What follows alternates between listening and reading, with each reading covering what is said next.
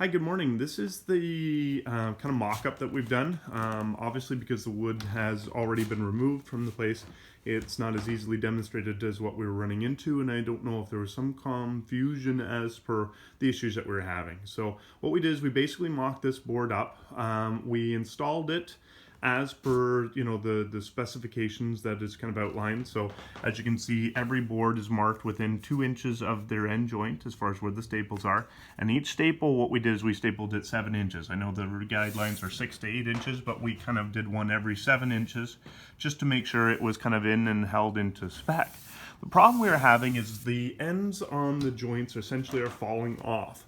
So in a couple of pictures, which I will reference in the email a little bit later, the milling seems to drop in the last 4 inches of the board to the outside edge of the product, or lower edge of the product, also giving a little bit of a weakness to the source. So when we get things like this, okay, and there's a staple right there on this side of the board, this product, which has the milling, is sitting proud, number one, but because the end joints are I don't want to say sloppy, but to me they're sloppy. They're very, very large. We get no end joint support. So this product, you can see, moves up and down, but it actually moves all the way through.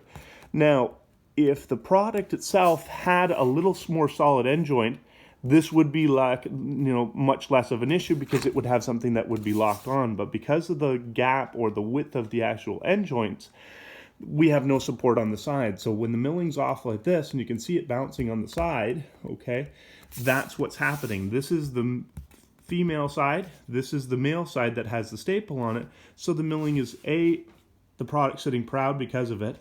But also we've been experiencing when we did the rip out is a lot of those lower joints were already broken because there was very little to no wood left on the actual product when the milling drops down.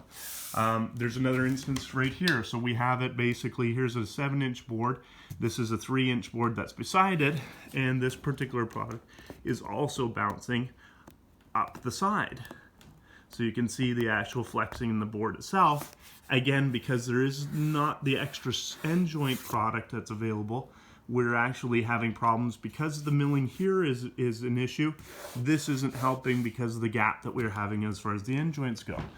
On some of the larger boards, just because the milling wasn't 100%, you can see it's very, very tight here, very tight there.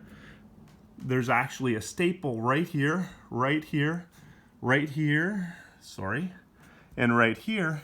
And you can see this product actually moving up and down. Sorry, I'll try to give you a little better visual on the end joints of the product. Now that stapled, you've got 4 staples, 2, 2, and 2, 2, all within the end joint of this particular product, and we still have the movement. The major complaint was certainly the movement, but initially the squeaking, was kind of bouncing and clicking at the time. And we do find the more you push on these products, the more issues it seems to give us as far as the product goes. Also, because a lot of the products had very issues as far as the stain is concerned, we were getting a lot of white lines on proud issues, things like that. Now, a lot of that we would be happy to go around and touch up and whatnot, but you can see how it disappears. So that, you can really see the movement on that end on a product that actually has a staple right beside it on the mailed side. So this is the problem we are having as far as the milling. Unfortunately, what happens is you get it in, it's in really, really nice and tight, and then it opens up as the days go on, as people are walking on it, using it, and that's the problem we ran into. So I hope this kind of over-articulates it.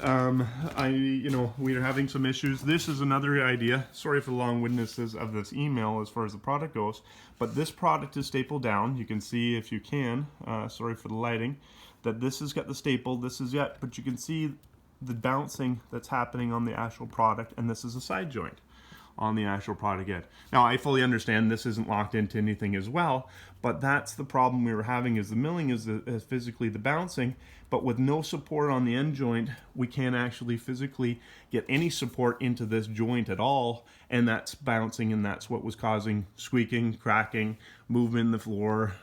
Customer complained about catching socks and things like that into it as much as anything else. So, thanks very much. Talk to you shortly.